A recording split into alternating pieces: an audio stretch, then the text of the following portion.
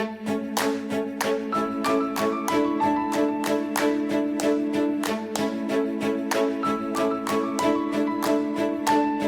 to the Liberating Joy in Learning podcast. I'm Brina Beckstrand, and today we're continuing our discussion of how Loehr and Schwartz' book, The Power of Full Engagement, helps us improve how we understand learning principles.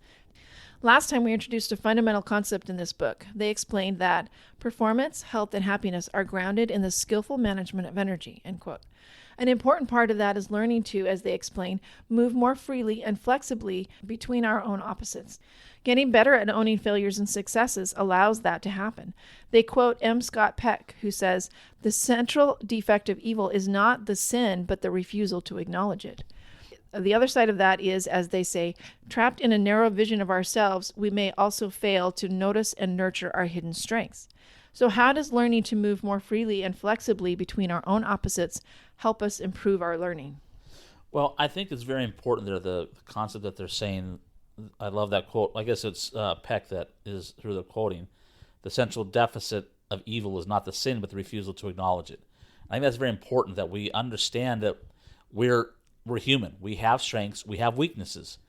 And it's important that we are able to understand what those are and build off of them and know that, okay, I've got a strength and I've used that to my best ability here to overcome this weakness, or I got this weakness. Now, what can I do to overcome this? Yeah. To build it into a strength. And so it's really, as I've gotten better at owning my failures and successes, it's really a superpower to set everything aside, set my pride aside, set my fears of failure, all of those things, set it aside, and be like, I messed up. Yeah. And then move on, right? Right. It's just amazing how powerful that is. It's amazing how powerful it is for other people when you say, I messed up. Let's fix it. And they're like, okay. We're like, it helps everyone else move on and then too. move on. It's amazing how powerful that is. It's powerful. It's freeing. It's like you said, it's a superpower to be able to do that. Yeah, and you have to separate it from everything else. Yes. Let's not worry about our failures. Let's not worry about shame. Let's not worry about all of those things. Focus and just do that. Right. Don't worry about fixing it right away, please. Right. Please don't worry about fixing it right away. You fix it by owning it. Right. And that's the first, just own it. Yeah. So many times you're like, just anyway. Yes. But it's a skill, and we have to be compassionate with people that haven't developed that skill too. Improving our ability to own failures and successes is a skill that needs to be developed.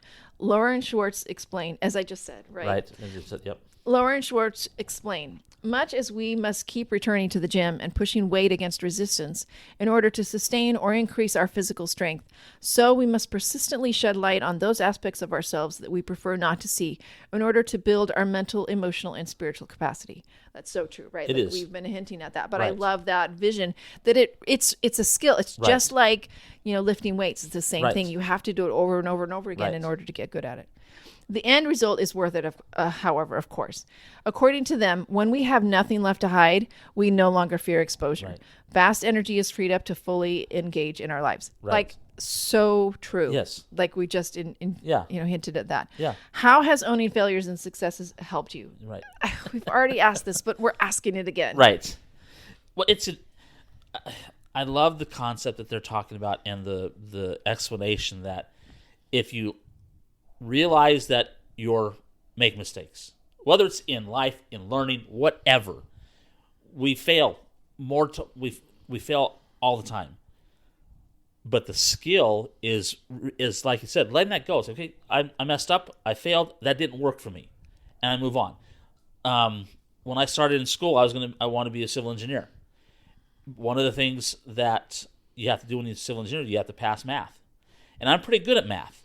But the math that I have always struggled with is calculus, and specifically multivariable calculus. I had to take regular calculus twice, and multivariable calculus 3 times, and I failed it each time. I finally was able to pass calculus.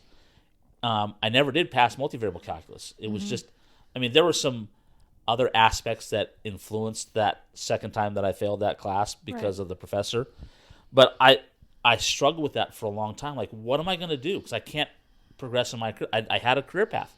Right. It was the way I wanted to go. this was a long time ago, and I didn't have Learning Liberated to help me understand Yes.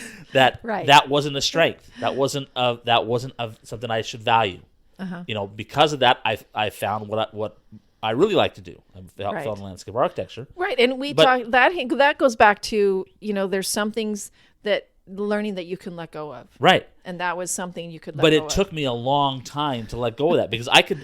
The next level class after multivariable calculus was differential equations, and I did pretty good in that. I mean, I still got a C in it, but I didn't fail it. I was able to pass it the first time, and I felt good about that.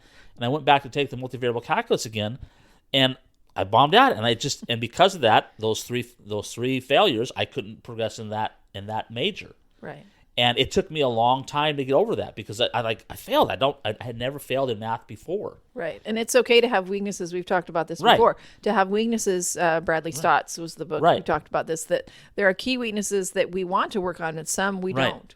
That we don't need to help. But it took me a long time to realize that that's okay and let it go. Yeah. And so that's an example of how it's helped me that I like, okay, I'm not good at that, so I'm going to move on. Yeah. And when you're good at owning your failures and successes, you don't worry about possible mistakes in the future as much because hey, I'll just own them and I'll work through it and I'll get there. Right. So another way we manage energy in learning is by tuning into learning seasons. When tuning into our learning seasons, we listen to what the season is telling us concerning actions that are no longer the best ones to help us with our learning claims, and we recognize what actions will make the most of any particular learning season. Loehr and Schwartz describe two important seasons. Full engagement requires cultivating a dynamic balance between the expenditure of energy, or stress, and the renewal of energy, or recovery, in all dimensions. They give an example of that when they say, grief, like most toxic emotions, is best metabolized in waves, intermittently opening up the energy channel to allow the sadness in, and then seeking recovery in the form of comfort, laughter, hope, and re-engagement. So how does recognizing and maximizing learning seasons help free up our learning energy?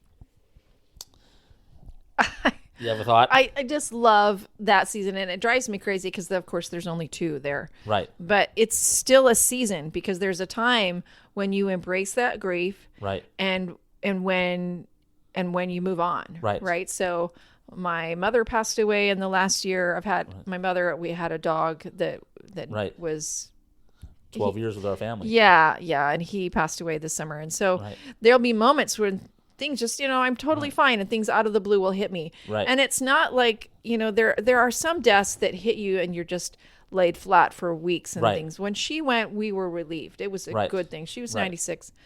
And it was a good thing. But there have been moments where it's hit me and it's been so good to recognize, okay, I need to grieve just a minute. Right. Like it's not like it lays me flat for a week or whatever. But it just, I embrace it. I feel the pain just like he describes. Right. And then I move on. Right. And same thing goes for happy things too. Right. Well, I love the concept of, like we said here, and I think this is from Learning Liberated, not from Loehr and Schwartz, but we listen to what the season is telling us concerning actions that are no longer the best. When you think about seasons that we're in, like we're in kind of, I guess here in Southeast Texas, we're in kind of, quote, winter. Oh, yay, finally. but we'll take it as long as it's I love the concept of you listening to what the season is telling you. The season is telling us it's getting a little bit colder. Wear a coat once in a while. I mean, here in Texas, like I said, once in a while. But the season will give you hints. It will tell you what to be looking for. And if you're tuned into your learning season, you'll catch those things. You'll catch those hints, those clues about what you should be, about how to proceed. The example they give is grief. Like you said, sometimes you'll hit a point where it tells you, okay, you need to grieve, but then you let it go. Yeah. And you have joy, laughter, recovery, whatever, to get you back up over that. When you're in a learning season, the season will tell you, like an example I gave you with my math. My season said, you're done with math. Let it go. It's okay to move on.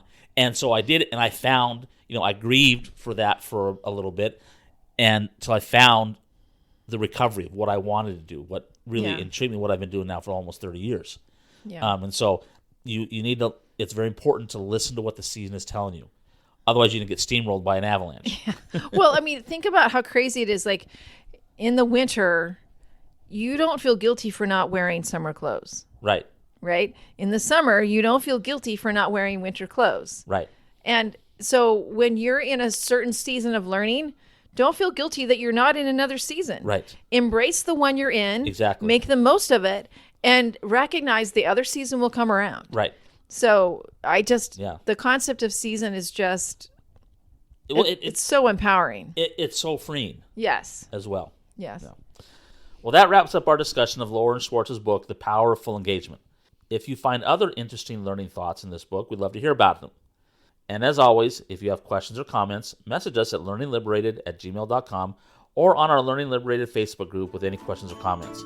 And again, like we said before, if this episode spoke to you, share it with someone else that might enjoy it as well. Bye. Bye.